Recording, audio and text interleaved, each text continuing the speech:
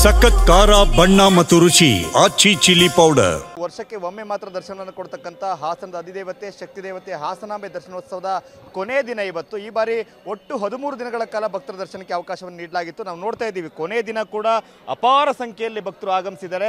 ಇವತ್ತು ಮುಂಜಾನೆ 6 ಗಂಟೆಗೆ ದರ್ಶನ ಆರಂಭ ಆಗಿದೆ. ಈಗೇನು ನಾವು ನೋಡ್ತಾ ಇದ್ದಿದ್ದು ಹಾಸನಾಂಬೆಯ ಗರ್ಭಗುಡಿ. ಇದು ಒಳಗಡೆ ಏನು ಹಾಸನಾಂಬೆಯ ಗರ್ಭಗುಡಿ ಇದೆ, ಅದನ್ನು ಏನು ಅಕ್ಟೋಬರ್ 9ನೇ ತಾರೀಕು ಗರ್ಭಗುಡಿ ಬಾಗಿಲನ್ನ ಓಪನ್ ಮಾಡಲಾಗಿತ್ತು. 10ರಿಂದ ನಿರಂತರವಾಗಿ ಭಕ್ತರ ದರ್ಶನಕ್ಕೆ ಅವಕಾಶವನ್ನು ಕೊಡಲಾಗಿತ್ತು. ಈ ಬಾರಿ ಎಲ್ಲವೂ ಕೂಡ ಇತಿಹಾಸ ನಿರ್ಮಾಣ ಆಗಿದೆ.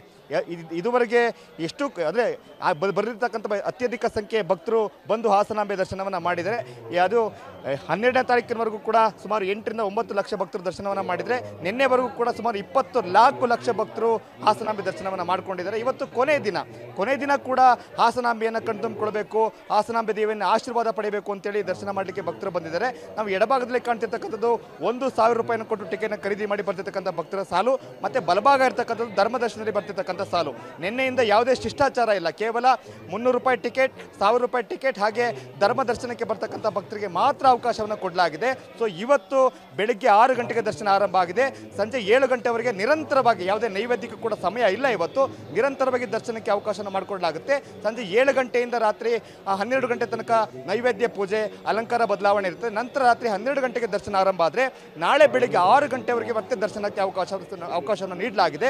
ಸೊ 6 ಗಂಟೆಗೆ ದರ್ಶನ ಕ್ಲೋಸ್ ಆದರೆ ನಾಳೆ ಮಧ್ಯಾಹ್ನ 12 ಗಂಟೆಗೆ ಹಾಸನಾಂಬೆಯ ಗರ್ಭಗುಡಿಯ ಬಾಗಿಲನ್ನು ಮುಚ್ಚಲಾಗುತ್ತೆ. ಸೊ ಆ ಮೂಲಕವಾಗಿ ಈ ವರ್ಷದ ಹಾಸನಾಂಬೆಯ ಉತ್ಸವ ಕೊನೆಯಾಗುತ್ತೆ. ಈ ಬಾರಿ ಅತ್ಯಧಿಕ ಸಂಖ್ಯೆಯಲ್ಲಿ ಭಕ್ತರು ಬಂದಿದ್ದಾರೆ. ಸೊ ದೊಡ್ಡ ಸಂಖ್ಯೆಯಲ್ಲಿ ಭಕ್ತರು ಹಾಸನಾಂಬೆ ದರ್ಶನಕ್ಕೆ ಬಂದಿದ್ದಾರೆ. ಮೇಡಮ್, ನೀವು ಎಲ್ಲಿಂದ ನೆಲಮಂಗಲದಿಂದ ಬಂದಿರೋದು? ಹಾಂ, ನೆಲಮಂಗಲದಿಂದ ಬಂದಿರೋದು. ಹಾಂ, ಇಲ್ಲ, ಫಸ್ಟ್ ಟೈಮ್ ಇದು. ತುಂಬ ಚೆನ್ನಾಗಿದೆ. ಫಸ್ಟ್ ಬಾರ್ ಆಯೆ ಹೈ. ಭಕ್ತರು ಇವತ್ತು ಕೊನೆ ದಿನದ ಅವಕಾಶ, ಇವತ್ತು ಕೂಡ ಮಿಸ್ ಆಗಬಾರ್ದು. ಹಾಸನಾಂಬೆಯನ್ನು ಕಣ್ತುಂಬಿಕೊಳ್ಬೇಕು, ವರ್ಷಕ್ಕೆ ಒಮ್ಮೆ ಮಾತ್ರ ದರ್ಶನವನ್ನು ಕೊಡ್ತಕ್ಕಂಥ ಹಾಸನಾಂಬೆ ತಾಯಿ ಆಶೀರ್ವಾದವನ್ನು ಪಡಿಬೇಕು ಅಂತಕ್ಕಂಥ ನಿಟ್ಟಲ್ಲಿ ಇವತ್ತು ಕೂಡ ಲಕ್ಷಾಂತರ ಸಂಖ್ಯೆಯ ಭಕ್ತರು ಹಾಸನಾಂಬೆ ದರ್ಶನಕ್ಕೆ ಆಗಮಿಸ್ತಾ ಇದ್ದಾರೆ.